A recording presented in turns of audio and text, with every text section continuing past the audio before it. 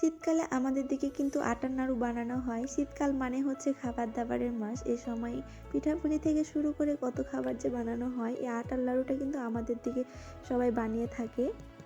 অন্যান্য এলাকায় হয় কিনা জানি না, কিন্তু আমি ছোট থেকে দেখে আসছি আমাদের দিকে কিন্তু শীতকালে এভাবে আটার নাড়ু বানানো হয়। সবাই এভাবে আটার নাড়ু বানায়, আর এটা কিন্তু খেতেও অনেক মজা লাগে। আর এই নাড়ু কিন্তু বানাতে হয় ঢিকিতেই। আমার শ্বশুর বাড়িতে যেহেতু ঢিকি জাতা আছে, তো আমার শাশুড়িকে দেখি যে প্রতিবারই কিন্তু আটার নাড়ু বানায়।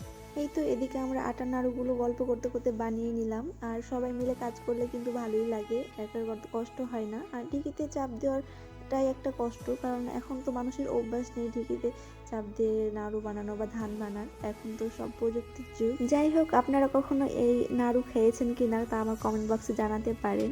তো এতক্ষণ পর্যন্ত যারা আমার ভিডিওটি দেখেছেন তাদেরকে অসংখ্য ধন্যবাদ। সবাই ভালো থাকবেন, সুস্থ থাকবেন। আল্লাহ হাফেজ, আসসালামু আলাইকুম।